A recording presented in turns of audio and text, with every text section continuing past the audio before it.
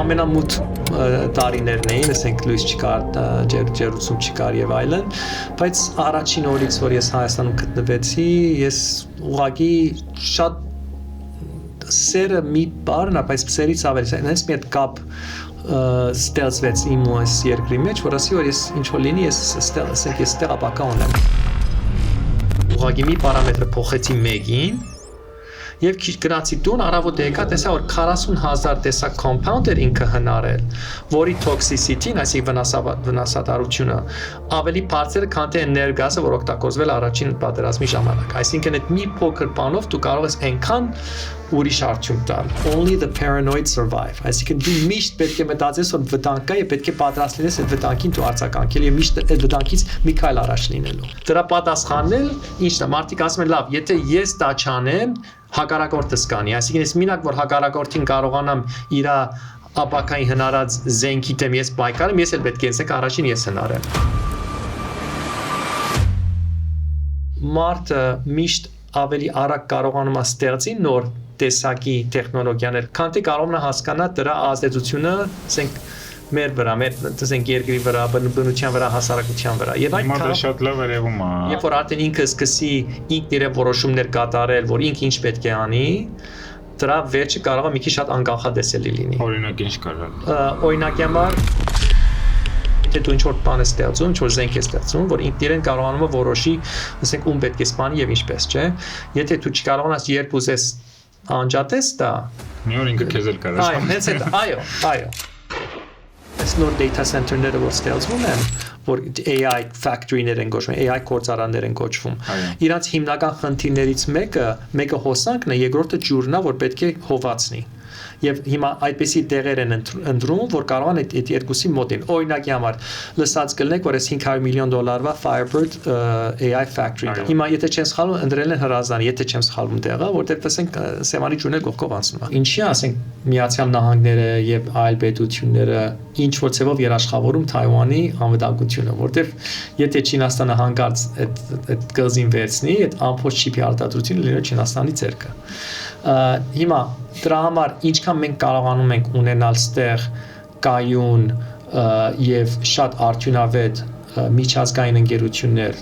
որ այսինքն իրենց շահերը ինչ որ ցևով կապված լինեն իրենց Հայաստանի գործունեության հետ, այդքան ավելի պատրաստ կլինեն իրենք տարբեր ցևով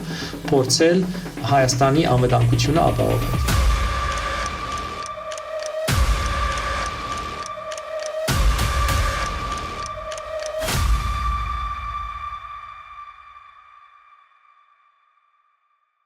Մեր ոդքասթի հետևորդներին ուզում եմ հրավիրել շատ օգտակար միջոցառման։ iKESBAN-ը կազմակերպում է անվճար վեբինար, որտեղ պարզ ու հասկանալի ձևով ցույց են տալիս ինչպես աշխատել AI-ի հետ, ինչից սկսել ու ինչպես կազմել ճիշտ հարցումներ, որ ստանալ առավել արդյունավետ պատասխաններ։ Բաժանորդագրվեք ալիքին եւ կոմենտների բաժնում գրեք iKESBAN, որ ստանաք վեբինարի հղումը։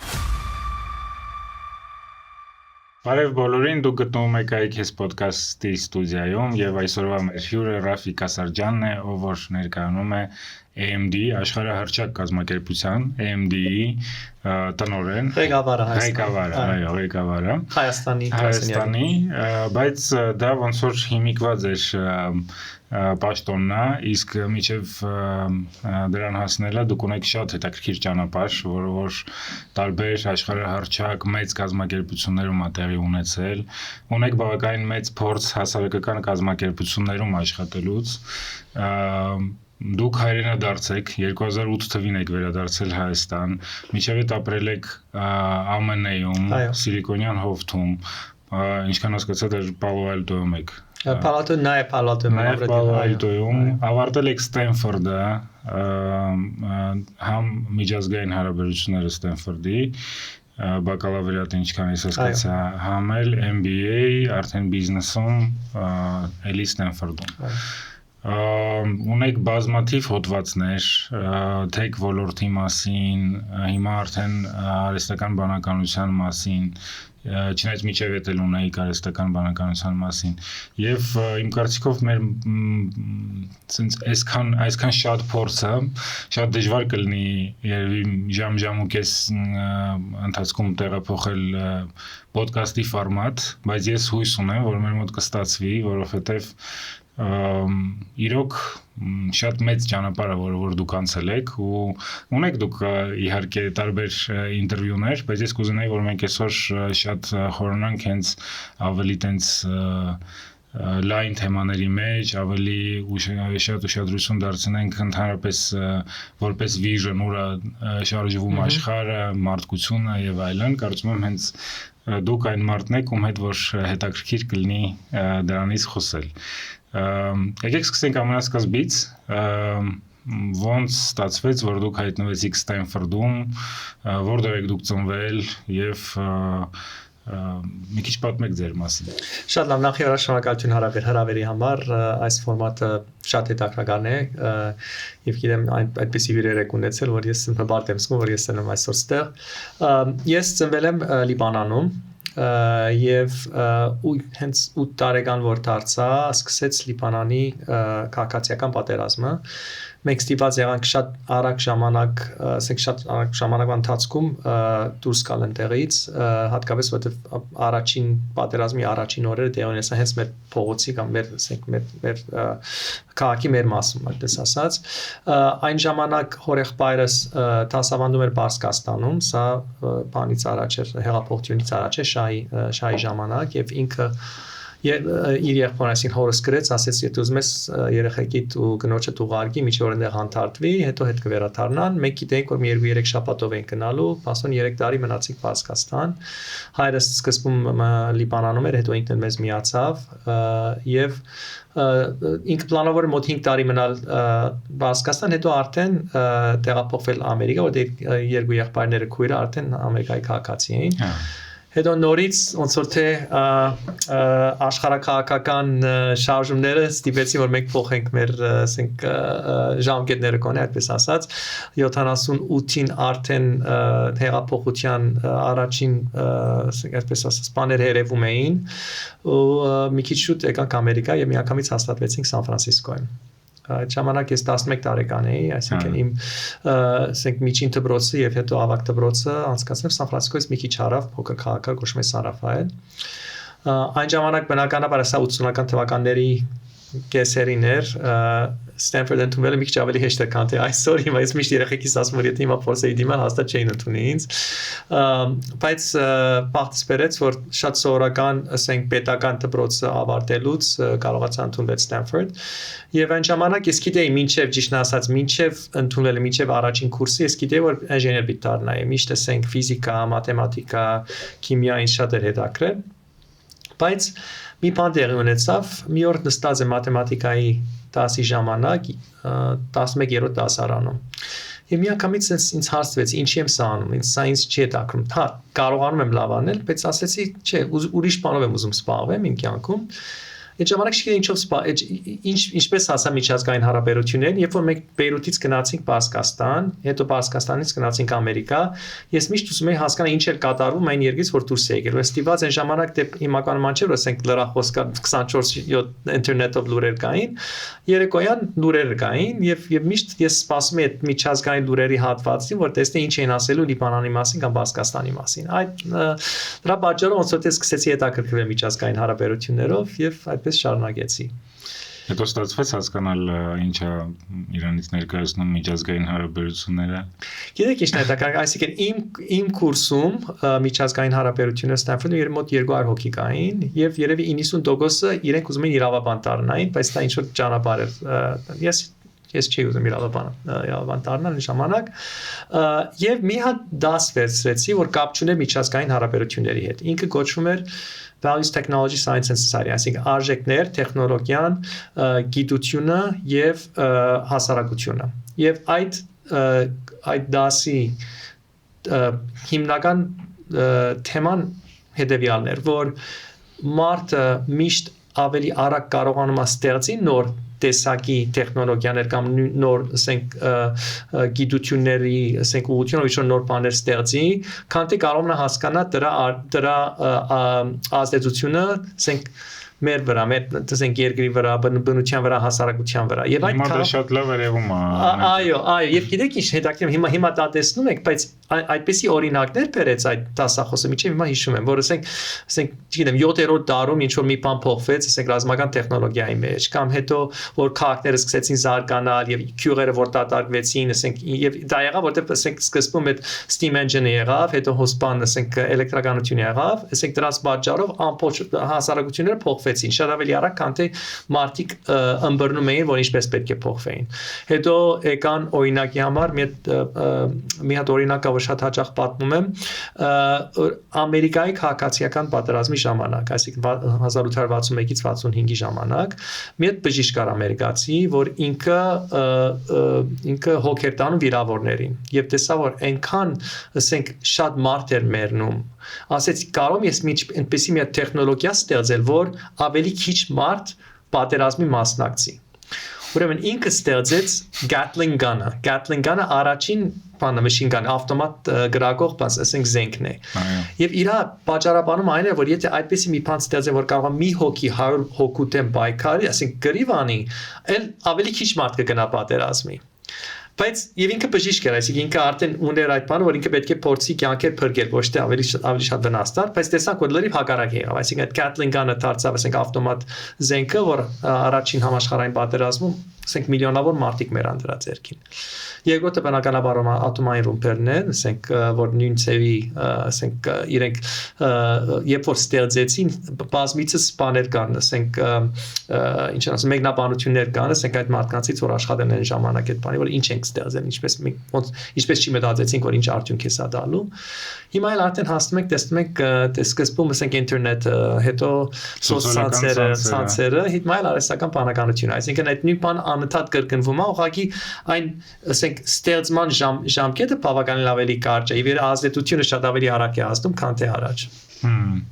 Բայց էլի ինչ որ ժամանակ է տևում մինչև ազդի, այսինքն հիմա մենք անդադ խոսում ենք նրա մասին, որ արհեստական բանականությունը փոխել է, փոխում է բոլորի կյանքը, այլ աշխարհը չի լինի ոնց որ կար, բայց որ մի քիչ sense ավելի դանդաղ է դա ամեն ինչի վրա նայում, ոնց որ թե հա, ինչ որ մի բան փոխվում է, բայց այդ տենց արագությունով չէ, ոնց որ դրա մասին խոսվում է, ու խորությունը այդ փոփոխությանը տենց մեծ չի, ոնց որ փորձվում է ներկայացնել Դա կարծիք է, ինքս էլ միջև վերջ համոզված չեմ, համաձայն եմ այդ կարծիքի հետ միջև վերջ թե չէ, որովհետև իրոք սենց երկու հատ տարբեր տպավորություն կա արհեստական բանականության զարգացման վերաբերյալ, մի մասը մարդկանց ասում է, որ առելի մեծ տեմպով սա փոխելու է, արդեն փոխել է եւ այլն, ամեն ինչ։ Եվ մի մասը ասում է, որ կան կազմակերպություններ, որոնք որ մեծ գումարներ են ներդրել ու մենք գտնվում ենք իրենց մարքեթինգի սահմաններում Դուք շատ եք գրում եւ խոսում դրա մասին, ես կուզենայի, որ մի քիչ փորձենք այդ թեման բացել, նաեւ նրա պատճառով, որովհետեւ դուք AMD-ի ղեկավարն եք, հայկական AMD-ի ղեկավարն եք եւ AMD-ին դա կազմակերպություն է, որը որ Nvidia-ի ոնց որ հենց ամենամեծ կոնկուրենտ մրցակիցն է աշխարհում շատ խոշոր կազմակերպություն է կապիտալիզացիան կարող եք դուք ինձ հիմա ասեք այսինքն իր արժեքը եթե չեմ սխալվում մոտ 400 միլիարդի չափ է մենք խոսում ենք կազմակերպության մասին 400 միլիարդ արժեք ունեցող կազմակերպության մասին, որ ամենամեծ մրցակցության մեջ է հիմիկվա գտնվում ու դուք ոնց որ երևի մի քիչ ավելի շատ տեղյակ եք, թե աշխարհում ինչ է տեղի ունենում դրա համար կուզենայի մի հատ հասկանալ ընդհանուր առմամբ այս AI-ի մասին խոսակցությունները ձեր պատկերացմամբ ինչի մասին է դա եւ ուրա գնում աշխարհը Շատ լավ, շատ հետաքրքրական նյութ է եւ ասենք կարող ենք ժամերով սրա մասին խոսել։ Նախ եւ առաջ կուզենայի ասել, որ ասենք այն ինչ որ ես հիմա ասել եմ, դա իմ անձնական կարծիքն է, այսինքն ասենք AMD-ի պաշտոնական ասենք դիրքը չեմ ներկայացնում ստեղ։ Բայց բնականաբար AMD-ի մասին խոսենք եւ նաեւ ասենք այլ ընկերությունները, որ աշխատում են այս ոլորտում։ Նախ եւ առաջ վերադառնալուց էր հարցին։ Տեխնոլոգիական աշխարհում մի հատ գիրք գրվել էր ասենք 80-ական թվականների վերջը, որ կոչվում է Crossing the Chasm։ Jeffrey Moore-ն էր հեղինակը։ Ինքը խոսում է նոր տեխնոլոգիաների բանի մասին, ասենք adoption-ի մասին, այսինքն ինչպես են սկսում օգտագործել մարդիկ, ասենք այդ տեխնոլոգիաների հաճախորդները կամ օգտատերերը։ Ու sense մի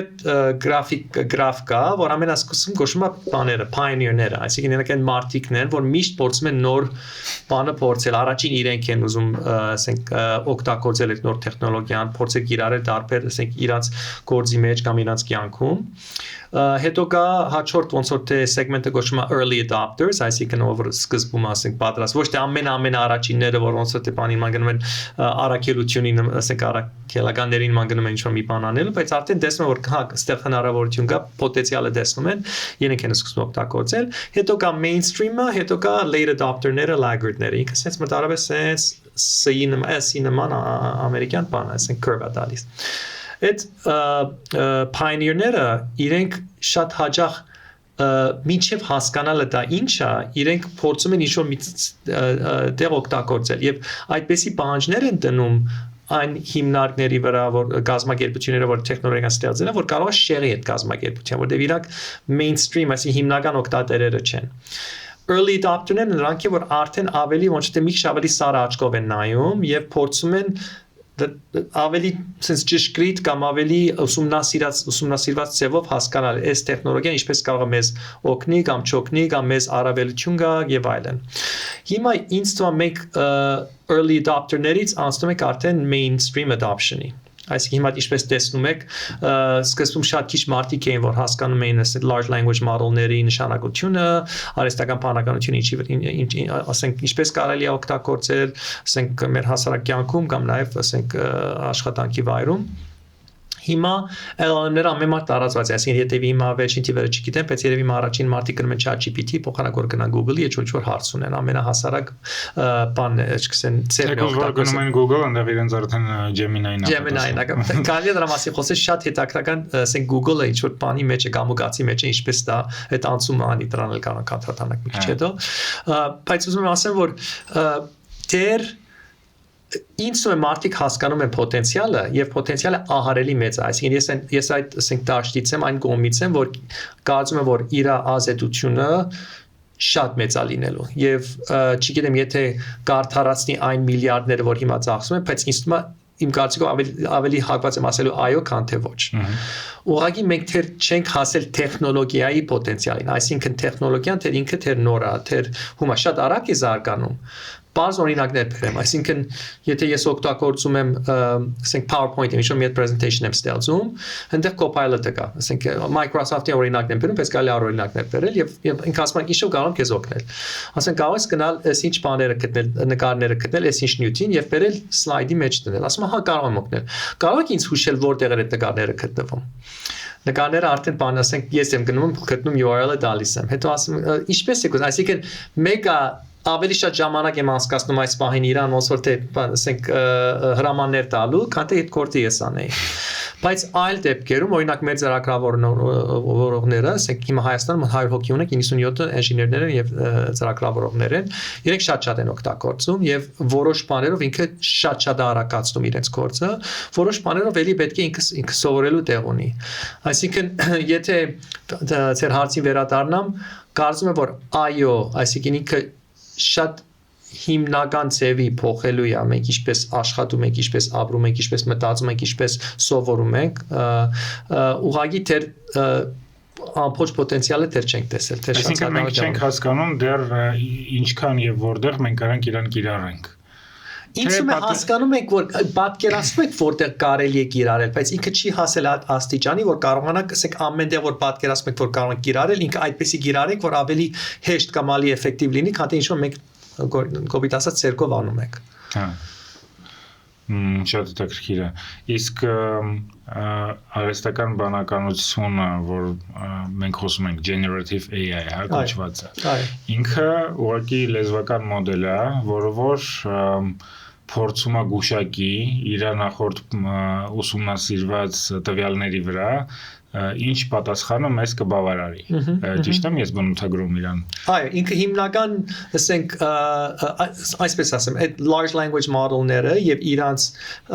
գիրառումը այդպես է եղել։ Հիմա բայց ավելի մասնագիտացված է դառնում, ավելի որտեղ հասկացա, որ օրինակի համար այդ առաջի մոդելները բարձ մաթեմատիկական բաներ խնդիրներ որտեղ չէր կարող լուծել, որտեղ ինքը փորձում է լուծել այդ ծեր ասած ձևով։ Հիմա արդեն հասկացան, որ բացի այդ զուտ, ասենք, բարերի շարի հավանականությունը գուշակելու համար ինքը ուրիշ ծևեր ունի, որ արդեն հասկանում որ սա մաթեմատիկայի հարց է, ուրեմն ես պետք է օգտագործեմ մաթեմատիկայի օրենքներ օրինակ, ես գնամ ստեղից մաթեմատիկայի օրենքները հասկանամ, կամ արդեն trainer եղած է եւ արդեն գիրառեմ այս հարցը պատասխանելու համար։ Ոչ թե զուտ տեսնեմ որտեղ, ասենք, միտեղ գրված որ 4 գումարած 2 ինչ արժի։ Այսինքն բավականին արդեն փոփոխություն է լինում եւ ես սկսում են իրեն ավելի sense ներ ծևով ներ խնդիրներ կամ ներ ոլորտներին վրա օգտագործելու համար իրեն ավելի այդ ուղղությամբ զարգացնեն։ Այսինքն զարգացումը լինելու է այդ ուղղությամբ, որ նիշաներում կարողանալու են generative AI-ը ավելի լավ կիրառեն։ Իհարկե։ Թե կա երկրորդ, որ անընդհատ էլի խոսվում է դրա մասին, դա ինչ որ super intelligence-ը կամ AGI, ինքը ուղղակի ինչ որ մեկը հորինել է, որ կարողանա այդ hype-ը ստեղծի, թե իրականությունն է, որը որ գալու է, որին որ պետք է պատրաստվել։ Նայեք, բարդ հարց է, չեմ կարծել որ ասի, ես ճիշտ ասած ասենք չունեմ այդ հիմքը, որ կարող եմ դա, ասենք, լիարժեք պատասխանել, բայց իմ պատկերացմամբ հետևյալ բանը կարող է ասեի։ Ինչքան ինքը զարգանում է եւ ինչքան ավելի շատ ինֆորմացիա իրան հասնի եւ նաեւ ինքը սովորի, այսինքն ամեն անգամ որ հարց ենք տալիս եւ ինքը պատասխանում է եւ տեսնում եք որը ճիշտ է կամ մեր հաջորդ հարցից որ ինքը հասկանում է որտեղ է ինքը շեղվել, այսինքն ինքը անընդհատ ինքը զարգանում է, այդ շարունակվի այդ զարգացումը։ Բայց նաև կարծում եմ որ general artificial intelligence-ը որ ասում են կամ artificial general intelligence-ը երկու ձևել իրեն անվանում են։ Հիմնական ինձ թվում է ասենք այդ ինչպես ասեմ այդ բանը որ պիտի անցնենք այդպես ասեմ ծորի վրա որ պիտի անցնենք կամուրջ պետք է ստեղծենք եթե կարելի է տենց ասել այդ ինքը զգացմունքով մտածելն է թե չէ այսինքն ինքը կարող ենք մենք այդպիսի սահմանափակումներ դնել որ այդ սահմանափակումները իրան ասենք խոչընդոտեն որ ինքը կարողանա լրիվ ինքնիրեն մտածի կամ ինքնիրեն ոնց որ թե գործողություններ կատարի կարող եք իրեն ասել որ ես ուզում եմ որ դու այս միշտ բաները անես բայց եթե ինքը հակասի հիմնական օրենքներին հիմա այս դեր բանի մեջ ասի քննարկման մեջ ինչ որ կոնկրետ բաներ չկան ինչ որ հիմնական այսպես ասած օրենքներ չկան որ կարողանան ասենք այո կամ ոչ բայց մենք շատ զգուշ պետք է լինենք որ մինչև որտեղ իրան պիտի թողենք որ ինքնիրեն կարողանա գործունեություն կատարի եւ որտեղ պետք չէ կատարի մի հատ հեղինակ կա Arthur C. Clarke որ ինքը science fiction-ի շատ ամենամեծ հեղինակներից մեկն էր ինքը 20-րդ դարում է գրել հիմնականում ինքը 43 թե 44 թվին մի հատ կարճ բան էր գրել ասենք կարճ պատմություն էր գրել որի մեջ ինքը հնարել է ինքը ասենք ձևակերպեց ռոբոտիկայի 3 օրենքները երեք օրենքները այդպեսին էր որ ասենք ռոբոտը միշտ պետք է իր դիրոջ հրամանը հետևի այդ առաջին օրենքն էր երկրորդ օրենքը պետք է որ այդ հրամանը դիրոջ չի վնասի եւ երրորդը պետք է հրամանը ինքնիրեն չի վնասի այդպես է սահմանել հիմա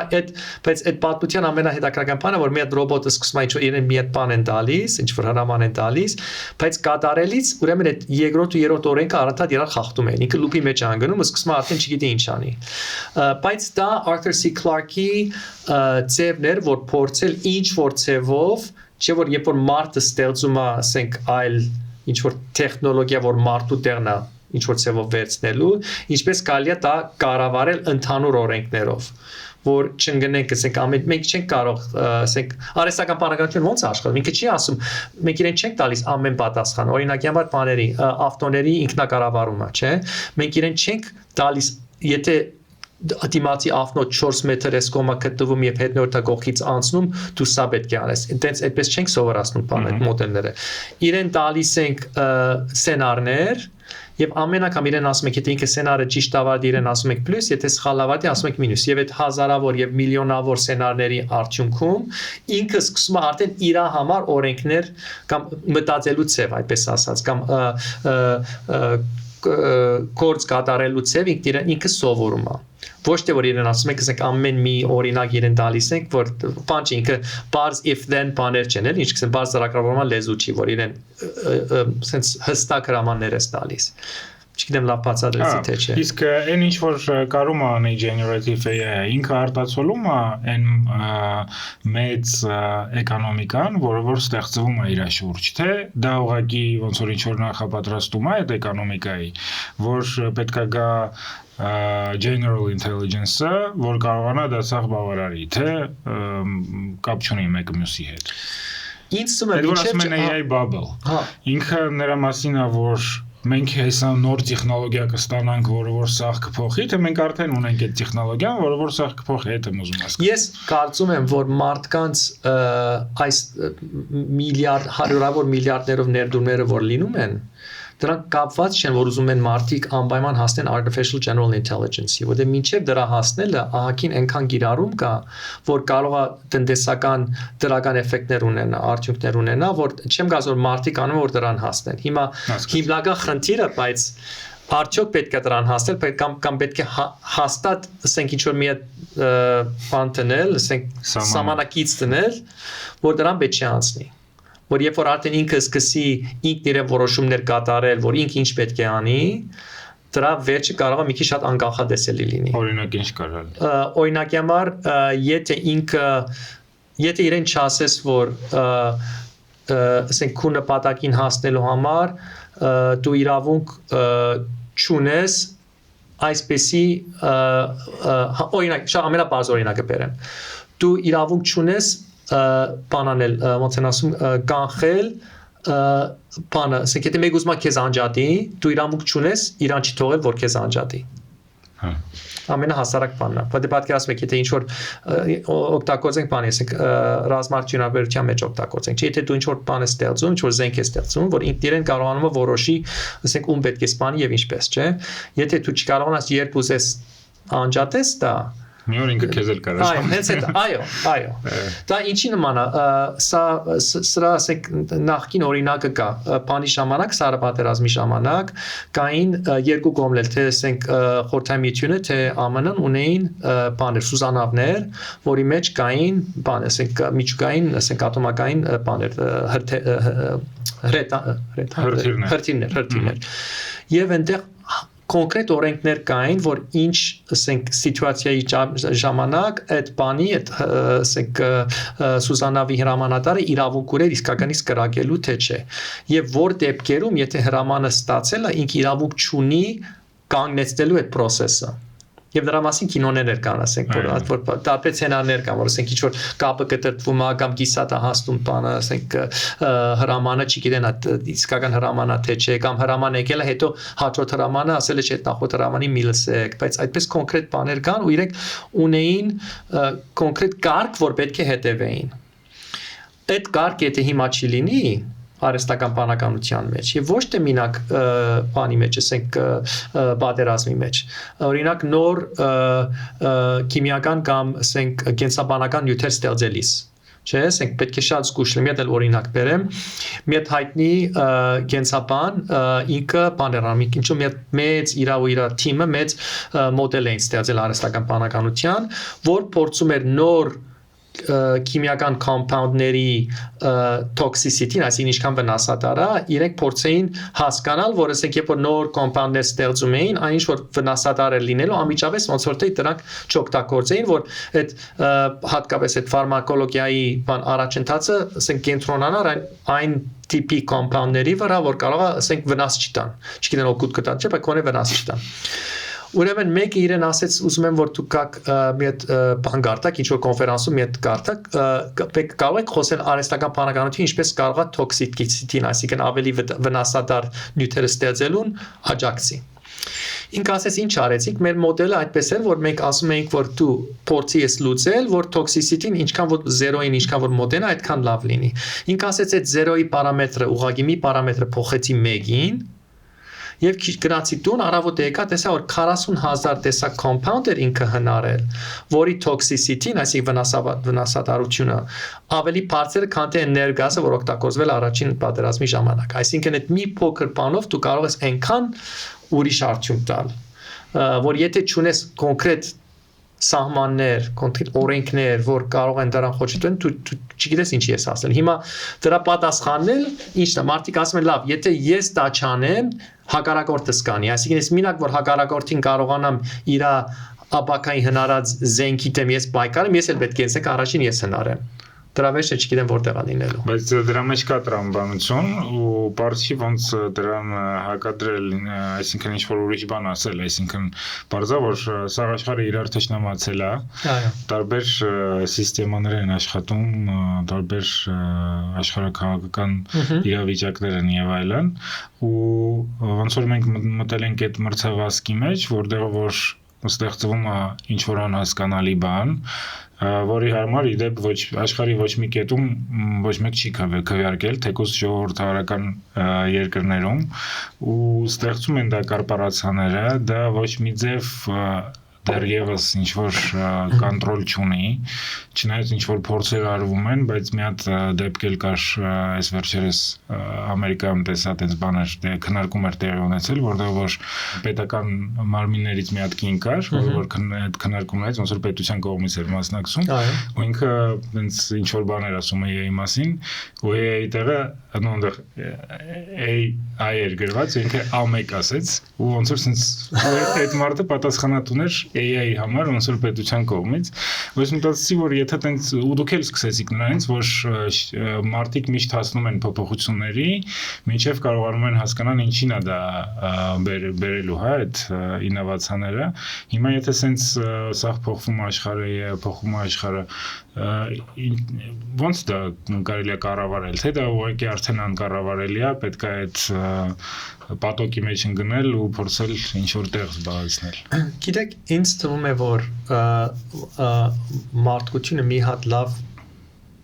հատկություն ունի։ Դա ինքը վերջո երբ որ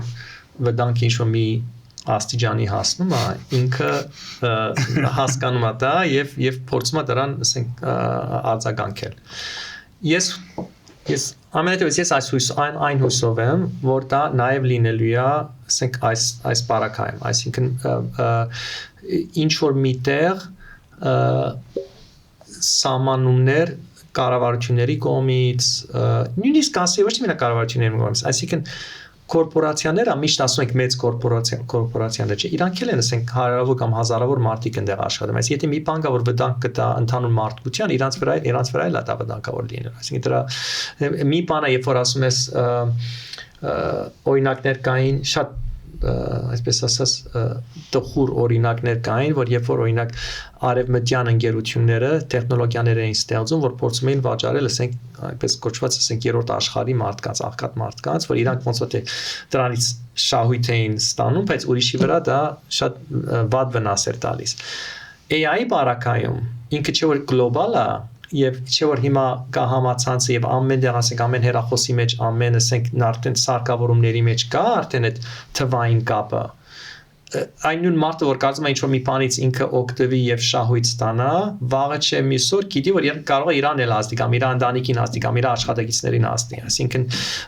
մի քիչ բաները փոխվել են չէ որ ազդեցության թաշտը շատ է մեծացել արհեստական բանակը ոչ թե արհեստական բանականության պատճառով այլ ավելի շատ համացանցի եւ աշխարհի թվայնացման պատճառով որ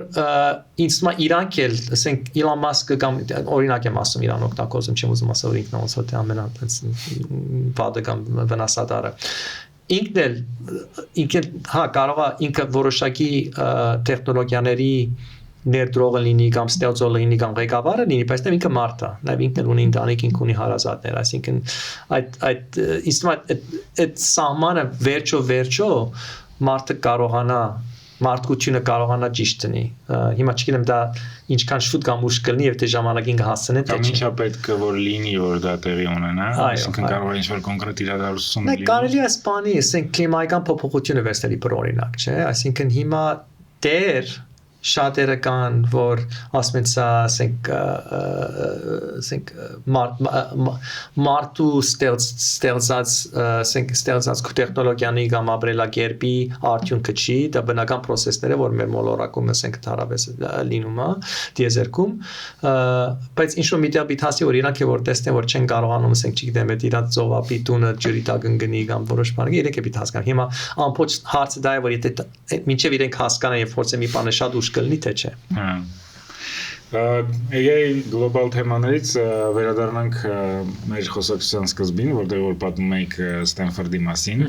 ու ոնց ստացվեց, որ Ստենֆորդից հասաք մինչև Հայաստան, 2008 թվականին դուք տեղափոխվեցիք Հայաստան, ինչքան ես տենց տեղեկատվություն գտա, գրած էր, որ դուք Ստենֆորդում Sigma Phi Epsilon եղբայրության social chair-ն եք, social chair-ը երևի հասարակական ավելի շատ ինքը շատ կոպիտ ասեմ, ասենք քեֆերը կազմակերպողն է։ Շատ լավ, ոնց քեֆերը կազմակերպելուց դուք հասաք 2008 թվականին Հայաստան։ Նայեք, ես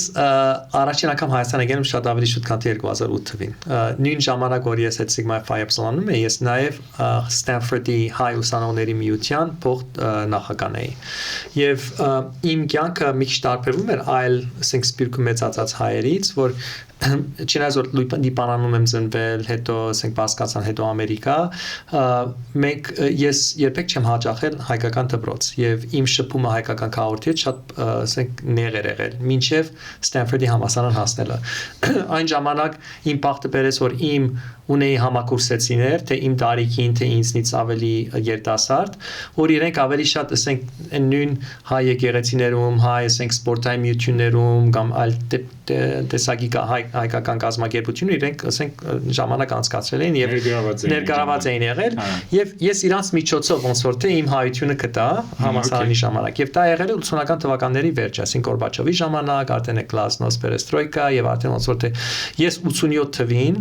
լինելով արդեն երկրորդ թե երրորդ կուրս միջազգային հարաբերություններում ես ասում եմ ես իմ կյանքի ընթացքում ես ազատ ու անկախ Հայաստան չեմ տեսնելու 87 թվին պատկերացնեք ես 87 թվին ծնվել եմ ահա վալի չէի պատկերացնում ու այդպես եղավ որ ասենք ես ավարտեցի 89 թվին Ստենֆորդում սկսեցի աշխատել Սիլիկոնյան հովիտում ու 91 թվի ասենք սեպտեմբերին ասենք Հայաստանի անկախության հռչակագիրը եղավ եւ ասենք քվեարկությունը հետո 91 թվի դեկտեմբերին խորհրդային միությունը փլուզվեց ես ուզում եմ սա իմ աչքով տեսնեմ ուրեմն 92 փետրվարին ես ինքնաթիռ նստեցի եկա Հայաստան առաջին անգամ ոչ բարեկամ ունեի ոչ ծանոթ ունեի ուղղակի այն ժամանակ մի ծրագիր կար որ ուզում էին MBA program սկսեին ստեղ հայկազյան համալսարաններ Լիբանանի որ ուզում են ստեղ ծրագիր բացել եւ իրենք փնտրում էին մարդիկ որ կարող էին անգլերենի դասախոսներ լինեին որտեղ ծրագիրը անգլերենով էր վարվելու ուրեմն եկա ու 6 ամսվա ոնց որ թե պայմանագիր գնքեցի որ կամ ստեղ հայերեն անգլերեն սովորացնեմ ստեղ ուսանողներին դա ամենամութու տարիներն ասենք լույս չկար, ջերուցում չկար եւ այլն, բայց առաջին օրից որ ես Հայաստանում գտնվեցի, ես ուղղակի շատ սերը մի բառն է, բայց սերից ավելի, հենց մի հատ կապ ստեղծվեց իմ ու այս երկրի մեջ, որ ասի որ ես ինչ որ լինի, ես ստեղ ապակա ունեմ։ Մեկ ես տարի ստեղ ապրեցի, տարբեր տեսակոզնություն արեցի, նաև ԴՏ ոլորտի առաջին ասենք մասնավոր ընկերությունում եմ աշխատել, ուշում էր Արակաստեն եւ կնոջս ապակա կնոջս եմ ընդդեմ ծանոթացել, հետո վերադարձա որ Ստենֆորդի MBA ծրագրերը սկսում 93-ի աշնան ավարտելուց հետո 95-ին վերադարձա ամուսնացանք հրիպսի մեր վանքում հետո հաստատվեցինք Սան Ֆրանցիսկոյում Accenture ընկերությունում ընդունվեցի եւ դեռ սկսեց իմ ամերիկյան ասենք ՏՏ ոլորտի կարիերան 2008-ին արդեն մոտ 10 տարի աշխատելի այլ ընկերությունում ամերիկյան եւ ուզում էի ավելի փոքր ընկերությունում աշխատեի եւ հագներեք մինչեւ այդ ես գիտեի որ մի օր վերադառնալ եմ Հայաստան բայց ինչպես գիտեք 90-ական թվականներ բավականին բարդ էին եւ ասենք կարիերայի կողմից ասենք շատ ասենք հնարավորություններ չկային այստեղ 2008-ին երբ որ ուզում էի մի հիմնարկից դուրս գայի մի հատ ընկեր ունեի ծանոթ որ ինքը վենչուրային ֆոնդի ղեկավար էր ինքը հայ չէ բայց կինը հայ էր ասի ինչ ունես քո պորտֆոլիոյում որ կարող եմ ասենք ավելի փոքր ընկերության մեջ կուզենայի ավելի մեծ պաշտոն ունենայի Չինաստան ժամանակ բավական մեծ ընկերության մեջ բավական բարձր պաշտոն ունեի ինքը ասեց Հայաստանում մի հատ նոր ասենք Icon Communications ընկերություն կա որ ուզում եք ինտերնետ online ինտերնետ մատակարարենք մարդ ենք փնտրում որ կարողանա այդ ասենք այդ կոմերցիոն բաժինը ղեկավարի եւ հետո դառնա գործադի տնօրեն Անջամանակ ասի լավ պատրաստ ենք փոսի գնոջս հետ խոսեցինք երեխեք հետ փոքր էին ասենք սա այն առիթն է որ ուզում ենք որ տեսնենք արդյոք կարելի է Հայաստանում հաստատվել աշխատել ապրել 2008 թվին ու այն ժամանակ ասենք Սանֆրանցիսկոյի չի վաճառեցինք մի տարվա պայմանագիր գնքեցի բայց 3 ամիս անցավ արդեն ասեցինք մենք գիտե որ մեր ապական ստեղ է եւ արդեն 17 տարի ստեղ ենք եւ շարունակում եւ ամեն օր ասենք նոր բաներ ենք սովորում եւ ավելի շատ ենք վայելում ստեղի կյանքը իմիջիալս մեր երկու զավակները այս ստեղ մեծած Ամերիկայում ծնված մեծացած երկուսը գնացին Ամերիկա սովորելու համալսարանի երկուսը ավարտեցին վերադարձան այսինքն իրենց կամքով մենք որ տեղափոխվեց նաև հաջորդ սերնդին ձեր հայրենասիրությունը եւ այն որ դուք գտաք ձեր ճանապարհը ոնց վերադառնալ Հայաստան շատ հետաքրքիր է դրանից հետո դուք դարաք TeamViewer-ի տնօրեն TeamViewer-ը երևի ով չգիտի ինքը շատ խոշոր մեծ կազմակերպություն է էլի որը որ screen sharing-ով է զբաղվում remote control of ու ինքը բարձվում է Հայաստանում ունի մասնաճյուղ, հա, բավական մեծ մասնաճյուղ։ Ինքը այդպես է սկսեց, ինքը ուրեմն Monitis ընկերություն կար, որ ստեղծվել էր Ավոյան Հովիկի կողմից Հովանեսի, այսինքն Pixar-ի հիմնադիրը եւ կոծադի տնօրենը։ TeamViewer ժամանակին Monitis-ին acquire, այսինքն արել էր եւ բայց այն ժամանակ Monitis-ը շարունակվում էր, ասենք աշխատել Monitis-ի product-ների վրա եւ ոնց որ ինքը շատ կապ չուներ TeamViewer-ի հետ իմ ընթացքում լրիվ դա փոխեցինք այսինքն Monitis-ի աշխատակազմը բոլորովին ասենք ոնց որ ինտեգրեցինք TeamViewer-ի աշխատակազմի հետ երկու product-ները իրար հետ միացրեցինք եւ արդեն դարձավ Monitis-ը որ Monitis որ հանդիսանում է TeamViewer-ի մի ընկերություն արդեն դարձավ TeamViewer Armenia Շատ հետաքրքիր է ու հիմա դուք AMD-ն եք Հայաստանում ղեկավարում ու AMD-ն դա կազմակերպություն է որը որ արտադրում է GPU-ներ ամենապահանջված ապրանքն է այսօրվա դրությամբ աշխարհում ընդհանուր առմամբ մի հատ կարեք բացատրեք ինչի է այդքան շատ պահանջված GPU-ները ինչի են Nvidia-ն ու AMD-ն դարձել այդպես հսկայական մեծ կազմակերպություններ միջև այդ կազմակերպությունները խաղերի վիդեո քարտերին արտադրում։ Հա, մենք գիտենք այդ կազմակերպությունների մասին եւ այլն, բայց հիմա այնպես տպավորությունն է, որ իրանք ամենամեծ կազմակերպություններն են դառնում աշխարհի ու ամենամեծ ոնց որ իշխանությունը իրանք ձեռն է, որովհետեւ իրանք են որոշում ում տան այդ GPU-ները։ Մի քիչ այդ ոլորտը։ Մի քիչ նախապատմությունը ինձ թվում է հետաքրքրական կլինի։ Հիմա կարող է ցեր նախորդ հյուրերը սրա մասին խոսել են, բայց փորձեմ մի շատ կարճ սևի արհեստական բանության մասին։ Ասում եմ որ արհեստական բանականության խաղապարը սկսել է 56 թվականին, երբ որ ինչ որ մի հատ կոնֆերանս է կազմակերպվել ամերիկյան համալսարաններից մեկը Dartmouth-ում, որը մարդիկ փորձեցին ամեն այդ ժամանակի հայտնի գիտնականները, մաթեմատիկոսները եւ այլն, ուսումն հասկանան արդյոք կարելի է այդպիսի մի բան ստեղծել, որ մարդու նման մտածի։ Եվ հիմնական ուղղությունը դա նեյրոնային ցանցերն են, այսինքն այդ մոդեցումը մաթեմատիկական ամենամոդներ մարդու ուղեղի աշխատանքի ասենք բանալը ասենք նույնցևի աշխատելու համար այդ neural net-ները բայց ինչով են ինքը փոխանակ որ ինքը քծային այսինքն շարքով ասենք բաներ մտածվի ասենք մի ասենք սար ասենք հերթականությունի փոխարեն ինքը զուգահեռ շատ neural ցանցի տարբեր մասերը զուգահեռ աշխատում են եւ մինչև այն ժամանակ չէ որ մինչև GPU-ները այդ graphical processor unit-ները որ գտնվում են խաղերի համար վիդեոների, ասենք վիդեո քարտերի մեջ, կային CPU-ներ, այսինքն ինչ որ Intel-ն է կամ ինչ որ լինի, որ իրենք շատ բարդ խնդիրներ կարող են լուծել այդ բանը, serial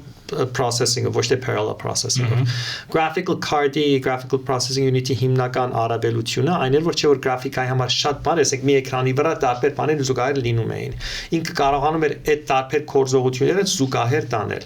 Հետո այն բանենք, ասենք Google-ը ինչ որ մի հատ մոտեցում կտա, որ կարելի է այդ նյուրոնային ցանցերի կատարումը, ծրագրավորումը օգտագործել այդ parallel զուգահեռ process-ներով ինքը գնա եւ ասեցին փորձելու համար փորձեցին ինչ որ մի հատ graphical processor unit-ով փորձեցին դա ասենք իրագործել եւ տեսան որ շատ ավելի արագ եւ շատ ավելի էֆեկտիվ է աշխատում։ Այսինքն 16-17 թվի ժամանակներ, որ հասկացա նյուրոնային ցանցերը կային։ Մենք ճիշտ ասած այն ընկերություն, որ աշխատում է Ամերիկայում, FICO էր կոչվում, Fair Isaac Corporation, մենք նյուրոնային ցանցերը օգտագործում ենք օրինակի համար credit card-ի fraud բանանելու, հայտնաբերելու համար, այսինքն ինքը ինչպես էր աշխատում, որ դու ասում ես, որ սա սովորական օգտագործման պատկերն է։ Չեսենք ինչ-որ մեկը կամ դու կամ ես շատ եմ ճամփորդում, ուրեմն միշտ քարտս օգտագործում այլ երկրներում կամ տոմս առնելու համար եւ այլն, դուք էլ շատ քիչ եք ճամփորդում, բայց շատ եք սիրում ռեստորան գնալ, Հայաստանում ինչքան ռեստորան կա գնացել եք դուք, ուրեմն ծեր պատկերը օգտագործում, լրիվ ուրիշը, քան թե իմ պատկերը օգտագործում։ Այո, ես մի օր գնում եմ ինչ-որ միտեղ, ու ինձ սխալ ձևով բան են անում։ Իրենք բանը մերժում են այդ, որտեղ բանկերի մոտ ինչ է, որտեղ հատկապես Ամերիկայում բանկն է պատասխանատու, եթե ինչ որ մեկը քո քարտը սխալ օգտագործի, եթե դու փողը ինքն է տալու։ Փողը ինքն է տալու, ուրեմն իրենց համար իրենք շատ շահագրգռված էին, որ իրենք հասկանային, փորձեին գուշակել որն է ճիշտ, որն է սխալ, բայց դրա հակառակ կողմն է։ Իմ պատկերացրեք, որ ես ճամփորդում եմ, ասենք ինչ որ մի քաղաքում իմ հաճախորդների դարել եմ հաց ուտելու, մեծ բան, ահագին փող, հետո մերժվի քարտից բան, այսինքն ես ինչ հայտարարակ կլեմ, չէ՞, ասենք իմ հաճախորդներից։ Բանկն էլ ուրեմն ուզում է հասկանա, որ ոչ, ասենք նրանք որ շատ բանեն ինչ կսեն կասկածելի են, պետք է ամիշապես մերժվի, այդ կորզարկները, որ ասենք իմ նկարակ բանի, իմ սովորական բանի մեջ մտնում է, ամիջապես ինքը ավտոմատ ոնց ասեմ, հաստատի,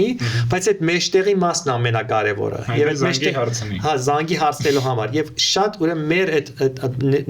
նեյրոնային ցանցերը օգտագործում ենք, որ այդ out of pattern, այսինքն սովորական pattern-ից դուրս բաները ոչ թե մենակ տեսնենք, այլ իրան ինչ որ մի հատ թվային արժեք տանք եւ բանկերը ասում են այս թվային արժեքից ավել կասկածելու պետք է անպայման մերժես այս մեջտեղը պետք է ասենք զանգես քարտապանին այս դեպքերում պետք է խնդրես որ բանը որտեղ որ փորձում օգտագործել այդ խանութի կամ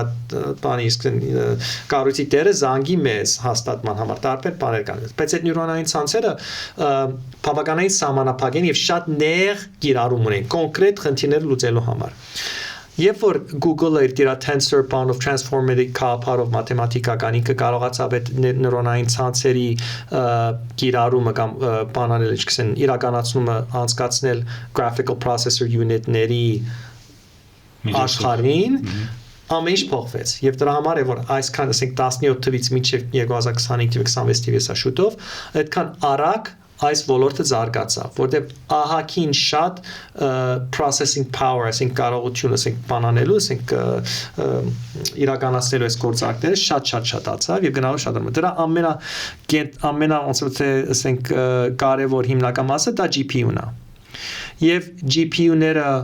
Ինչպես որ դուք հիշում եք, չէ՞, որ ասենք առաջին PC-ն որ ունեցաք, հետո երկրորդը, երրորդը սկսում են ավելի արագ աշխատել, խաղերը ավելի արագ են աշխատում, բաները rendering-ը նկարների ավելի լավ էր լինում եւ այլն, ասենք շարունակում է, որ այդ CPU-ների անընդհատ ասենք զարգացման հաշվին է։ Նույն ցեվի հիմա GPU-ները պետք է անընդհատ իրենք պետք է աճեն, որ ավելի շատ միլիոններով, 100 միլիոններով, միլիարդներով տրանզիստորներ ունենան, որ ավելի շատ կարողանան զուգահեռ գործարքներ տան։ Այսինքն հիմա Nvidia-ն եւ AMD-ն առաջին եւ երկրորդն են աշխարհում այս գործնեության մեջ, այսինքն ամեն հիմա տեսնում եք որ ամեն տարի նոր սերունդն է դուրս գալիս, որ X անգամ ավելի հզոր է, քան թե նախորդ սերունդը։ Եվ այդպես ինքը պիտի շարունակվի։ Հիմական արդեն հասնում ենք ֆիզիկայի օրենքների արդեն սահմանին, որ ինչքան կարելի է ավելի շատ տրանզիստոր կամ ասենք այդ 1.0 մասն դրա մասին կպատմեք, այսինքն այդ ինչի մասին է խոսքը, որ մենք ասում ենք ֆիզիկայի աշխարհի սահմաններ։ Նայեք, հիմա կիսահաղորդիչները ինչպես են աշխատում։ Ինքը կա սիլիկոնի վրա, իրենք ունեն բաներ։ Ամբողջ ծրագրավորումը ինքը 1.0-ների վրա աշխատում, չէ՞, այսինքն մեկը ion-ը կամ 0 ոչը կամ ինչպես եւ յուրաքանչյուր մաթեմատիկական, ասենք, բանա նկարաձև կամ ինչ որ գործակ կարելի է վերացնել 1.0-ների շարքին։ Հիմա գնալով, ասենք ամեն սերունդի, ասենք նույն սիլիկոն չիպի, ասենք կիսահաղորդիչի վրա կարողանում են ավելի շատ տրանզիստորը 1.0-ի կատարման ինքը բանն է, ինչքան gate-ին գոչվում, այսինքն դուրա գոչվում, որ ինչքան շատ խիտ կարողանում են դնել նույն սիլիկոնի վրա, այդքան ավելի շատ արագ կարող ավելի շատ գործարք կարող անի։ Բայց մի տեղը հասնում որ այնքան խիտ արդեն մենք խոսում ենք 2 նանոմետրի մասին, այսինքն արանքները այս տրանզիստորների միջև 2 նանոմետր է, որ չգիտեմ, մազի, ասենք մի միլիոնավոր ավելի միլիոներորդ բանն է, ասենք հաստությունն է, պատկերացնում եք։ Արդեն հասնում են ֆիզիկայորոք, որ ֆիզիկապես հնարավոր չի այդ բանը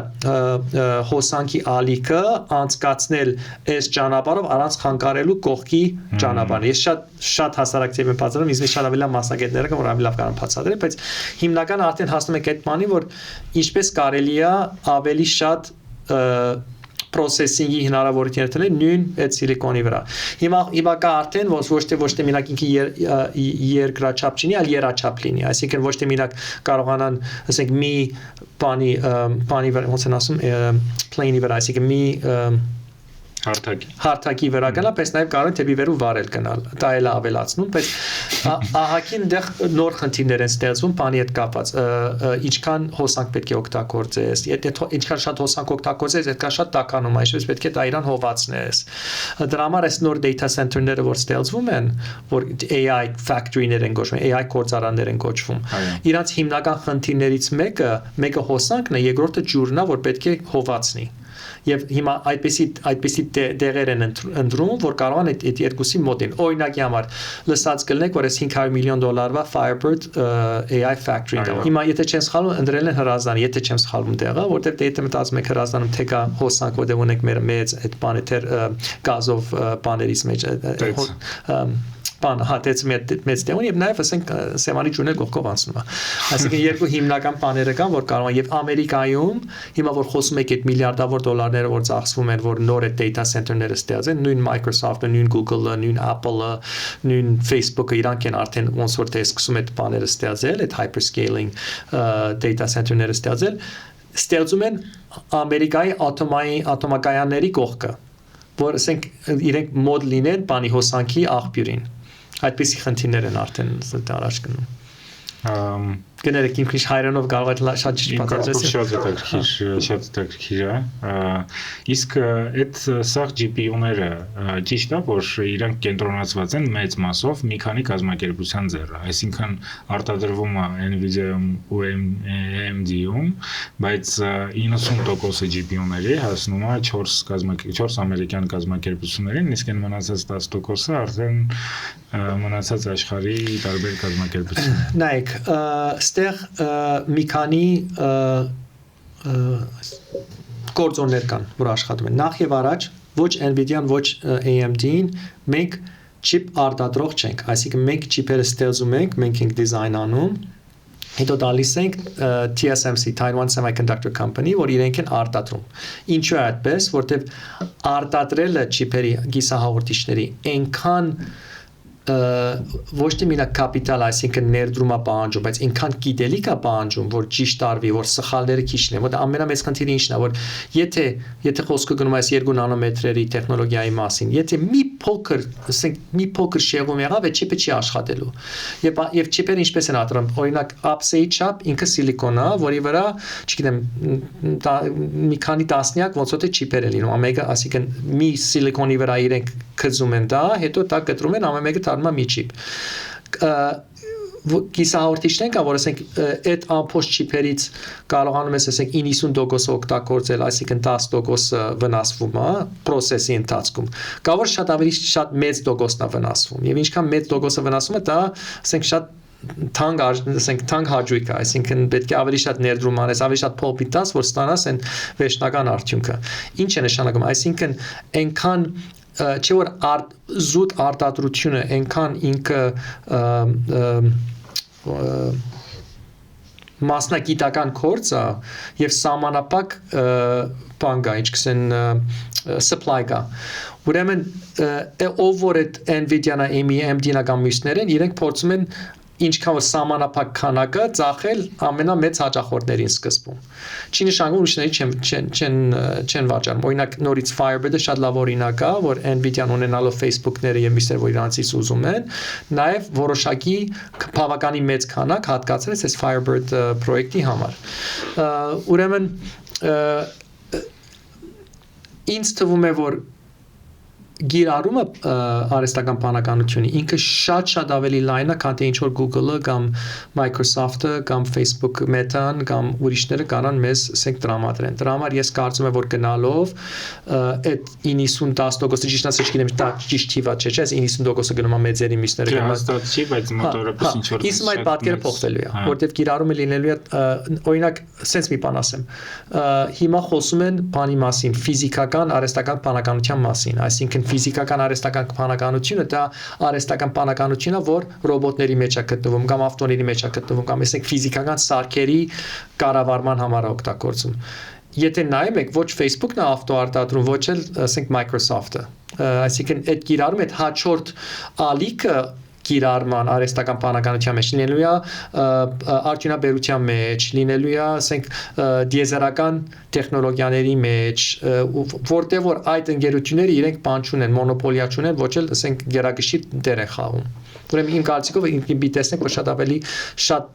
ասենք դաշտը լայնանալու է։ Ես կարծացել էի դուք մի հատ հոդված էիք գրել, որ հայկական IT ոլորտի մասին էր, որտեղ որ դուք նշում էիք, չեմ հիշում, մի 10 կազմակերպություններ տարբեր հայկական, որոնք որ ընդհանուր մի 400 միլիոն դոլարի ներդրում էին ներգրավել, ու տենց բավականին օպտիմիստիկ հոդված էր, չնայած դուք էլ հենց այդ հոդվածում նշեցիք, որ մեծ մաս այդ investment-ի Pixar-ն է, այսինքն այնտեղ գումարի մեծ թիվ հենց Pixar-ներ ստացել։ Ընդհանուր առմամբ ինչ կազմակերպություններ են հայկական AI կազմակերպությունները, մենք որ մասում ենք այդ ցեպոչկայի մեջ, այսպես ասած, եւ ինչ կարելի է սպասել, այսինքն զարգանում է մեր մոտ AI ոլորտը, չի զարգանում, որ ուղղությամբ է զարգանում, նոր ստարտափները ինչ խնդիրներ լուծեն։ Նայեք, մի հատ ուրիշ հոդված էի գրել, որտեղ որ նշում էր, ասենք, որտեղ, ասենք, որն են այն ուղղությունները, որ հնարավորություն որ Հայաստանը իր տեղը ունենա եւ տեղը խաղա, ասենք, AI-ի արհեստական բանականության զարգացման մեջ։ Նախ եւ առաջ մենք սկսեցինք մեր զրույցը large language model-ներով, այսինքն ChatGPT-ն կամ Claude-ը կամ Gemini-ը կամ եւ այլն։ Large language model-ի ստեղծումը եւ զարգացումը դա փոքր ընկերությունների կամ նույնիսկ փոքր երկրների գործը չի, այսինքն այնքան միլիարդներով պետք է ծախսվի որ այդ բաները զարգանան, որ Google-ը, բանը, ասենք Microsoft-ը, Meta-ն եւ այլն over լինի, OpenAI իրենք ոնց որ իրենք ինձ ճանապարհը առաջ կտանեն։ Կամ չինացիները, ճիշտ է, DeepSeek-ը։ Ուրիշ բանը որ ինչպես կարելի է ստեղծել ընկերություններ, որ մատուցում են կամ պրոդուկտներ կամ ծառայություններ, որ դրանց հիման վրա կոնկրետ խնդիր են լուծում։ Ամենահայտնի հայկական երկու օրինակները դա Pixar-ն է եւ Crisp-ն է։ Այսինքն Pixar-ը բովանդակության արհեստական բանականություն օգտագործելու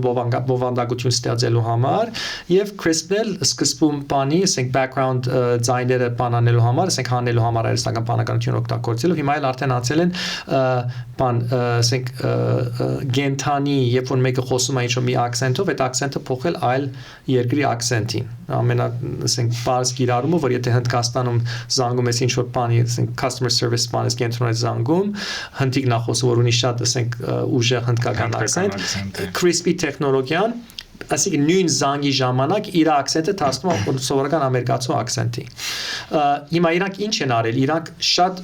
Crisp-ը հատկապես, նաև Pixar-ը ստեղծել են իրենց արհեստական բանականություն, որ կոնկրետ այդ խնդիրը ստեղծի։ Այդ իրենց ստեղծածը մասամբ հիմնված է այլ ավելի ընդհանուր տեխնոլոգիաների վրա, բայց իրենք բանը ասում են որ տեխնոլոգիայի մեջ այդ last mile-ը վերջին ով որ վերջում ինքնա ասենք հաջախ հաճախորդը կամ օգտատերը իր հետ է շփվում, ինքը իր արժեքը իր մոտ է։ Այսինքն եթե crispy background noise cancellation կամ accent reduction-ը ինքը չէ որ ամեն մտածված է որ ինչպես պետք է call center-ի բանի մեջ մտնի, կորզնեության flow-ի մեջ մտնի, կամ Pixar-ը հիմա շատ կենտրոնացած է փոքր եւ միջին բիզնեսներին օգնելու համար։ Շատ լավ օրինակ է բերում Pixar-ը, որ առաջ եթե դու ռեստորան էիր եւ ուզում էիր ինչ-որ բան անել, ինչքան գովազդ ստեղծեիր, չէ՞, պետք է գնայիր գովազդի ընկերության, պետք է իրանց ասել ես sense մի բան եմ ուզում, իրանք մի բան ստեղծում էին, նկարանում էին, հետո քեզ բերում էին կամ ինչ-որ կայքը ստեղծելու համար։ Հա, կներեք, կայքը ստեղծելու համար TemWeb-ներ կա, որ նաեւ հայկական ընկերություն է։ Հիմա այդ ամեն ինչը ռեստորանի տերը դու նստելով իր PC-ի վրա, կոմպի վրա, ինքը կարող է այն ամեն ինչը անի առանց, ասենք, գովազդային ընկերություն վարձելու, առանց ինչ-որ, ասենք, վիդեո նկարող կամ գովազդ նկարող մարդուն վարձելու, այդպես է առաստական բանակար, բայց եթե ես հիմա գնամ ինչ-որ ChatGPT-ին ասեմ իմ համար մի հատ գովազդ ստեղծի, ինքը այդ ամբողջ process-ը դրա համար բան չի, նախադեсված չի, ինքը շատ ավելի ընդհանուր է, բայց Pixar-ում կա, կամ Crisp-ում կա, կամ TemWeb-ում կա, կամ Podcastle-ը, որ podcast-ների ոնց որ տեխնոլոգիաներ ստեղծում։ Իրենք հասկացել են հիմնական խնդիրը, որ փորձում են լուծել իրանց օգտատիրոջ համար, եւ կենտրոնացան ամբողջ ուժերը դրա վրա։ Եվ ես ասում եմ, որ այդ ուղղությունը, որ կարող է զարգանա Հայաստանում, որ կոնկրետ ոնց որ դաշտեր վերցնենք եւ դրանց վրա աշխատենք։ Երևան NN-ը, Հրանտ Հաչատուրյանի lab-ը նաեւ իրենք աշխատում են օրինակ քիմիական compound-երի եւ molecule-ների հայտնաբերման գործում։ Ասենք այդ ավելի նեղ ուղղություն ունեցող բաները խնդիրներ լուծելու համար իսկ Հայաստանի մեջ շատ առկա է։ Իսկ այդտեղ վտանգ չկա, որ ինչ-որ ներողություն ընտրեն, իսկ հետո տենց ինչ-որ մի բան փոխվի այդ ոլորտում, որ իրանք զբաղվում են, ու ստացվի, որ արդեն պետք չի, ոնց որ իմանանց այդ։ Նայեք, ես ուրիշ ծրագիր նայեք, ներողությունը, նայեք, գիտեք, կա ներողություն տեխնոլոգիայի բահով եւ կան ներողություն ինչ խնդիրս փորձում լուծել։ Այսինքն եթե դու այդ խնդրի մասնագետը դառնաս, շատ լավ հասկանաս, ամեն օր շփվես քո հաճախորդների հետ, ամեն օր իրանց տեսես ինչ են օգտագործում, ինչ են օգտագործում։ Տեխնոլոգիան գիրառելը խնդիրը լուծելու համար ավելի հեշտ է, քան թե խնդիրը ճիշտ ձևակերպելու համար։ Դրա համար այդ հայկական ընկերություններն են հաղթելու, որ իրանց խնդիրը շատ լավ դիրապետում են, անընդհատ իրանց հաճախորդների հետ շփվում են, կամ նոր հաճախորդ, եթե նոր դաշտ է մտնում, ահագին շփվում են այդ նոր հաճախորդների հետ, որ ավելի շատ իրանց կողմից նայեն, ոչ թե առաջ ոնց էր հայկական բանը, ասենք այս ՏՏ ոլորտը, այս վերջին 10 տարվա մեջ ինչու աճեց, որ առաջ հիմնականում ասենք outsourcing էինք անում կամ ասենք որոշակի դաշտերում բավական ուժեղ էինք, որտեղ սկզբում ինժեներներն էին, ասում եմ, ես շատ լավ քաղաքապար ունեմ, մի հատ խնդիր լուծելու ցև եմ գտել, ես այդ ցևը հիմա ստեղծում եմ, հետո փորձում հաճախորդ գտնել դրա համար։ Այսինքն դրիվ հակառակն է, աշխարհը հակառակն է աշխարհ։ Դու պետք է սկզբում հասկանաս հաճախորդը ով է, ինչ խնդիր ունի եւ փորձես քու տեխնոլոգիան այդպեսի մշակել, որ ծառայի այդ մարդու իսկական խնդիրին։ Հիմա դա երևի ամենամեծ հոգեբանական փոփոխությունն է, որ եղել է Հայաստանի ՏՏ ոլորտի, հատկապես ստարտափ ասենք հիմնադիրների մեջ, որ հասկանում որ պետք է սկսես հաճախորդով ու հետ գաս, ոչ թե սկսես տեխնոլոգիայով, փորձես տեսնել որտեղ ես կիրառելու։ Իսկ որ նայենք 2008 թվին, երբ որ եկել էի քո հիմա, այդ փոփոխությունը, կազմակերպություններ, որ ստեղծվեցին, ընդհանուր ոլորտը, մարդիկ, որոնք որ ոլորտում աշխատում են, ոնց է փոփոխությունը ձեր։ Նայեք, մեծ շատ հետաքրքրական բան կա, ես երբ որ նոր եկա, ՏՏ ոլորտի հիմնական արտոնյապերությունը, այսինքն բանը, շրջանառությունը գալիս էր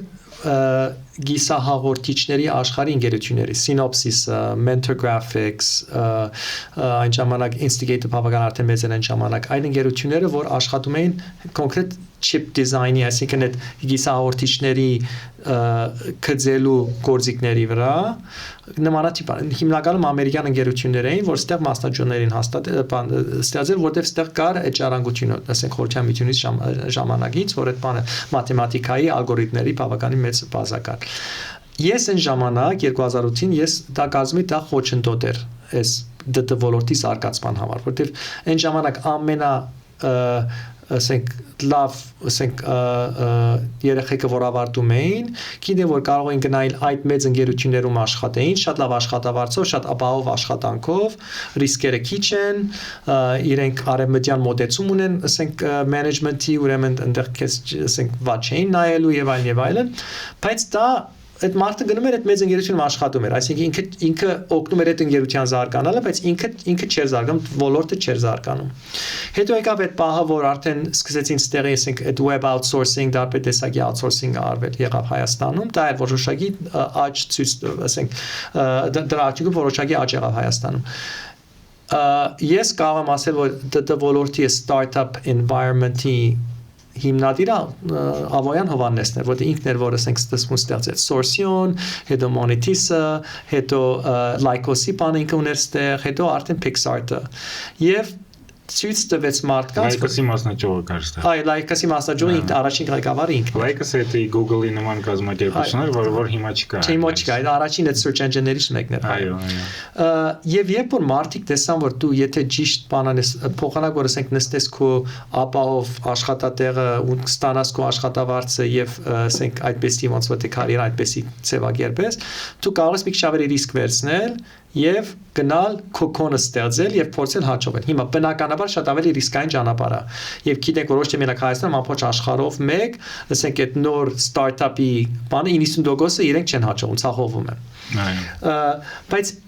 այդ Հովանեսի բացած ճանապարհից դիքը մարդիկ անցան որ պատրաստ են իրանց ասենք ավելի մեծ ընկերությունների կորձը կամ թողել կամ քիշերներ աշխատել իրենց քաղաքարի վրա հետո մի օր արդեն այդ ստեղծել այդ բանը եւ դա բերեց լրիվ նոր ասենք ուղղություն Հայաստանում հիմա ի՞նչն է հետաքրական որ հիմա որ ասենք մի քիչ առաջ խոսեցինք որ GPU-ները եւ առհասարակ semiconductor-ները շատ կարեւոր են դառնում հիմա AMD-ները, Synopsys-ները, Siemens Mentor Graphics-ը էլի դառնում են շատ կարևոր մաս այս Հայաստանում այդ Nvidia-ն այսինքն մյուս level են արդեն մյուս level եւ արդեն ոնց որ թե չէ որ աշխարհը արդեն շարժում է այս ընկերությունների տեխնոլոգիական զարգացումներուն հիման վրա մենք էլ ենք Հայաստանում որ ասենք իմ ուզում ասեմ AMD 100 աշխատակիցները որ ստեղ ունեն կամ Synopsys-ի 1000 քանի 100-ը որ ունեն ստեղ իրենք արդեն այդ կամ Nvidia 200 հոգի իրենք ունեն այդ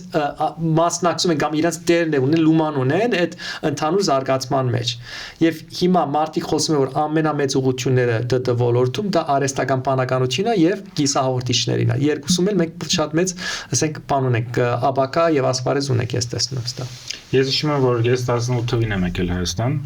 բայց երբ որ ես նոր եկել այդ ժամանակ շատ էր խոսակցություններ գնում որ Հայաստանը շատ զարգանում է IT սեկտորը Հայաստանը պետք է դառնա IT hub եւ այլն անցավ դրանից հետո 7 տարի ու ինչ որ ոնց որ շատ բան փոխվեց, ասենց ասեմ, հետո այդ ռիլականտները այգին փոխեցին իրավիճակը եւ այլն, դառնում է Հայաստանը IT hub տարածաշրջանային կամ ընդհանուր պաշտպան կարա դառնա, ունի այդ պոտենցիալը որ դառնա, ու ինչա պակասում դրա համար ամենակարևորը։ Զուտ պաշտոնական վիճակագրությունով մենք շատ ենք աճել, այսինքն ժամանակ խոսքը գնում էր մի 10-15000 աշխատակիցի մասին, ասենք 2008-ին երբ որ ես եմ եկել, երբ որ դուք եք ստեղել եւ 20000 էր, հիմա արդեն 50000-ը անցել է աշխատակիցները ԴՏ ոլորտում։ Շրջանառությունը եւ ՀՆԱ-ի հարաբերական տոկոսը բարձրացել, այսինքն այն ժամանակաշրջանում որ մեր ՀՆԱ-ն կտրուկ աճել է, նաեւ աճել է ԴՏ ոլորտի մասնաբաժինը ՀՆԱ-ի մեջ, այսինքն մեր ընդհանուր թիվով ԱԱԿ-ին աճել, այսինքն վերջին թիվերը չեմ հիշում, բայց տարեկան երևի 700 միլիոն դոլարից հասել է 2.5-3 միլիարդ դոլար, այսինքն բավականին մեծ աճ կա այնտեղ։ Ինչ վերաբերվում է տարածաշրջանի մասին, բնական է, ասենք 3, ասենք հարավային Կովկասի բաներից, ասենք հանրապետությունից առաջինը մենք ենք, դա միջև հիմա տենց է, այսինքն տարածաշրջանի եթե սահմանենք այս 3 հանրապետություններով, իհարկե մենք դեռ ամենամեծն ենք։ Վրաստանը բավականին արագ աճ ինքը ունեցավ հատկապես 22 թվականից հետո ուկրաինական պատերազմից հետո որտեղ շատ ոնց որ ռելոկատները ստեղել եկան նաև գնացին Վրաստան, բայց այդ հիմքը չունեն ինչ որ Հայաստան ուներ, Ադրբեջանում էլ համարյա շատ ավելի ցածր է։ Բայց տարածաշրջանը եթե նայեք մի քիչ ավելի լայն, այսինքն հատկապես եթե խոսքը գնում է բանի մասին, Էմիրատների եւ ասենք Գոլֆի մասին, այնտեղ ահագին մեծ ներդրումներ են լինում իրենց սովերեն բաների մասին, ֆոնդերի կողմից, որ իրենք փորձեն շատ արագ զարգանալ։ Իրենք բայց փոխանակ բնական աճ տալինի, իրենք ինչ են անում, փող են ծախսում եւ դրսից մասնակիցներ են բերում, որ ունենան։ Ես գիտեմ Հայաստանից մի քանի հոգի, որ գնացել են Այո, որտեղ շատ մեծ հնարավորություններ կան։ Նայեք, մի բան էլ կա, որ տեխնոլոգիան չէ որ թվային է, այսինքն կապ չունի քո data center-ը Հայաստանում գտնվում կամ այլ տեղ գտնվում։ Ինչն է կարևոր։ Քո մարդկային ռեսուրսը, արժեք ստեղծողները ինչքան շատ են եւ դու կարողանում ես անընդհատ մեծացնել թե չէ։ Մեր թիվ 1 խնդիրը այդ ուղղությամբ դա նոր մասնագետներ պատրաստելն է։ Ես առաջին մարդը չեմ, վերջին մարդը չեմ լինում, որ խոսելու եմ մեր ընդհանուր գրթական համակարգի ցավոտ մասերի մասին։ Ու դա եթե մի քիչ ավելի, ասենք, նայենք թեպի աբակա, դա մեծ խնդիր է, որ պետք է լուծենք։ Լուծման դարբեր ձևեր կան, նույնիսկ ասենք պետությունը իր մասնանում, մասնավոր սեկտորը, ինչպես գիտեք, տարբեր ընկերություններ ունեն իրենց սեփական, այդպես ասած, ակադեմիաները, որ իրենք են պատրաստում մասնագետներ իրանց գործը առաջ տանելու համար, բայց դա իմ համար ինքը օպտիմալ չի։ Ավելի լավ կլինի, որ փոխանակ օրինակ AMD-ն ունենա իր գրթական ծրագիրը, Pixar-ն ունենա իր Synopsys-ը, որ դարիներով ունի Պոլիտեխնիկի հետ համատեղ աշխատելիս։ Ավելի լավ կլինի, որ այդ ամբողջ, ասենք, ջանքերը եւ ռեսուրսները մի տեղ կամ մի քանի բուհերում կամ մի քանի ազդեցությունում ուղղորդվեն, որ կարողանանք մասշտաբի հասնենք։ Եվ ոչ թե AMD-ն փորձի մենակ AMD-ի խնդիրը լուծել կամ Pixar-ը իրան լուծել, ավելի մենք ընդհանուր ոլորտը առաջ տանենք։ Դուք խոսեցիք կրթությունից, նաև դուք դասախոս եք ամերիկյան համալսարանում, որ Հայաստանի երևի լավագույն համալսարաններից կարելի է համարել։ Հիմա որ AI-ը փոխում ամեն ինչ աշխարհում, փոխում է ինքը ինչ որ մի բան կրթության մեջ արդյոք եւ եթե փոխում է, ինչն է փոխում, մեր մոտ այստեղ ունեցել ենք խոսակցություն նրա մասին, թե պետք է ուսանողներին թույլ տալ, որ իրանք օգտվեն AI-ից, թե պետք չի, ձեր կարծիքը ոնց է, թույլ եք տալի, թույլ չեք տալի, եթե օգտվում են, ոնց եք վերաբերում, չեն օգտվում, ոնց եք վերաբերում։ Նախորդ Digitech-ում մի հատ պանել է ես վարում, որտեղ կային մի քանի ծրագրավորման ընկերությունների տնօրեններ, եւ խոսքը հենց դրա մասին, այսինքն AI-ը ինչպես օգնում կամ վնասում իրենց բիզնեսները։ Հիմնականը outsourcer-ների մասին էր խոսքը, եւ մեկը պատմում է, որ իր աշխատակիցներից մեկը իրեն եկել է հարցրել արդյոք արհեստական բանականությունը ասենք իմ տեղը վերցնելու է, այսինքն ինձ հանելու է կորզից, որտեղ արհեստական բանականությունը կարող է իմ կորզը անի, ինքը պատասխանել է, չէ, արհեստական բանականությունը չէ, բայց այն մարդը, որ արհեստական բանականությունը լավ է օգտագործում, հաստատ քո տեղը կվերցնի։ Այսինքն, գիտեք, ինչն է լավը, որ դաշտան ընդհանրապես առաջ է գնում։ Ամենահասարակ օրինակը բաները, կալկուլատորներն են, չէ, առաջ ամեն մարդ ցերկով էր անում, հետո կալկուլատորները որ եկան, այդ մասը կորզի ավելի կրճատվեց, որ մարդիկ կարողացան իրենց ուղեղը եւ իրենց ժամանակը անցկացնել ավելի բարդ խնդիրները լուծելու համար։ Նույնը այսպես եւ նույնը դասարանի մեջ։ Ես ինչ եմ անում, օրինակի համար այս տարի ես դասավանդել եմ ամերիկյան համալսարանում հենց արհեստական բանականության եւ էթիկայի մասին։ Եվ իմ ուսանողներին ասեցի, որ նայեք, ես խնդիր չունեմ, եթե դուք օգտագործում եք արհեստական բանականություն, օրինակի համար ձեր անգլերեն բաները, որ գրում եք, շարադրությունները բարելավելու համար, դա իմ համար խնդիր չի։ Ես ուզում եմ, եթե ծեր միտքն է, բայց չէ որ ասենք անգլերենը ծեր առաջին լեզուն չի, եւ ուզում եք ավելի գրավիչ բան գրել, ես խնդիր չունեմ, որ օգտագործեք, բայց եթե արդեն ինքն է սկսում ծեր համար մտածել, արդեն դա խնդիր է։ Եվ իրենց առաջին ոնց որ թե բանը որ տվել էի, տնայինը որ տվել էի, ասեցի 3 շաբաթ դասեր էի կարդացել, դարբեր թեմաների, ասեցի խնդրում եմ ծեր արձագանքը գրեք այս թեմաների մասին, այսինքն ինչ լեկցիա եմ կարդացել, ինչ վիդեոներ եք, ինչ բաներ եք, հոդվածներ եք կարդացել, ծեր կարծիքը ասեք։ եւ իրենք հանձնեցին եւ այնտեղ որոշակի գործիքներ որ կարող ես տեսնել արհեստական բանականությունն գրել թե չէ հոդվածը, ասենք ինչ որ իրենք տվել էին դուն էին անում կոմպով աշխատում ես ծև չունեի դա ստուգելու եւ տեսա որ մի 90% իրանք էին գրել բայց օգտագործելով ChatGPT-ին կամ այլ գործիք որ անգլերենը բարելավի 10% էլ երևում էր ակնհայտ որ բաներ գրել ChatGPT-ն իրաց համար գրել Ուրեմն ես գնահատեցի, գնահատականները տվեցի, ասեցի հիմա խնդրում եմ,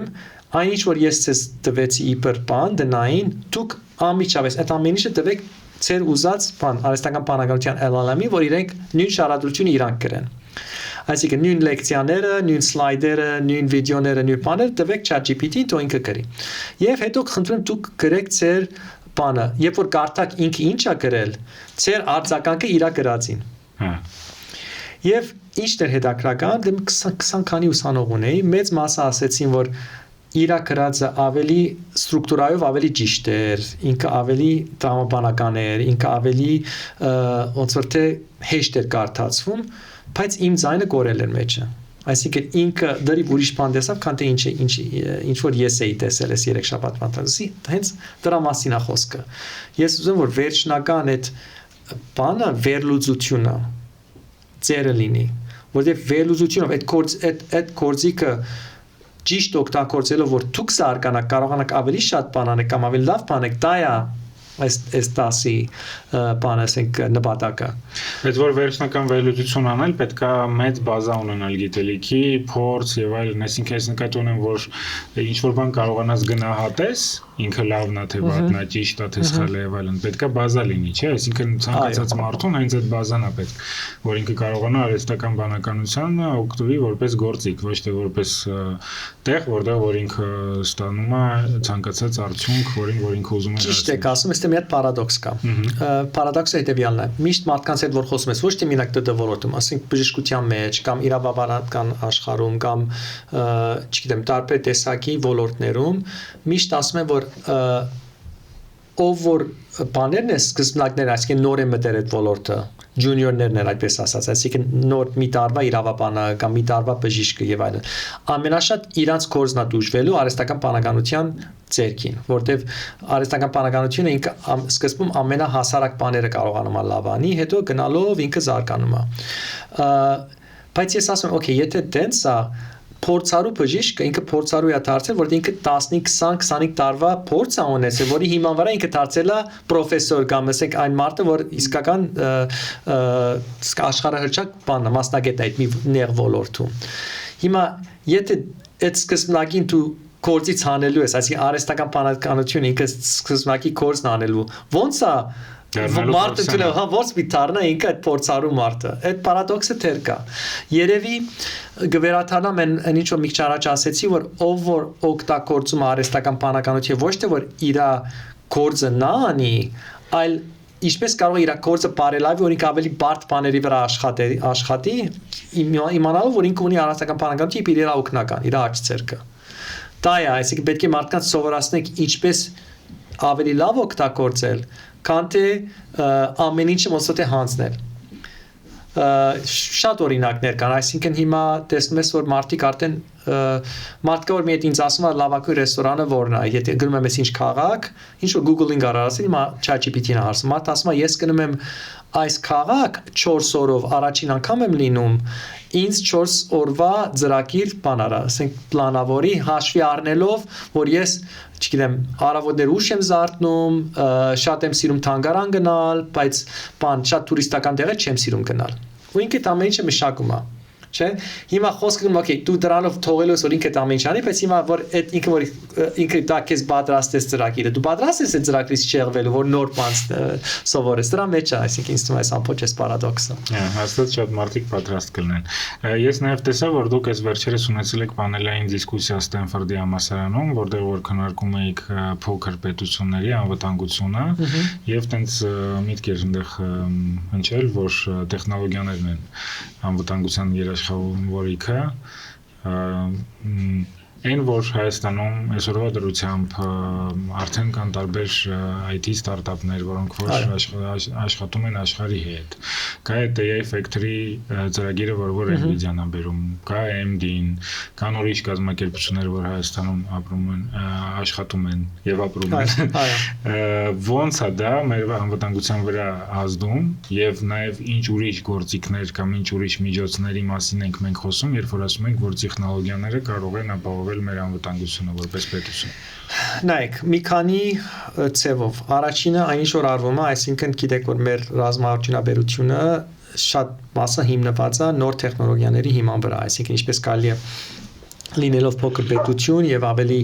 ասենք, քիչ ռեսուրսներ ունենալով, քան թե մեր հակառակորդը, ինչպես կարելի է տեխնոլոգիան օգտագործել, որ ինչ-որ ցևով հավասարեցնել, ինչպես որ լինում է Ուկրաինայում, օրինակի համար։ Դա մի ուղղությունն է։ Երկրորդ ուղղությունը այն է, որ մի քիչ առաջ ես բերեցի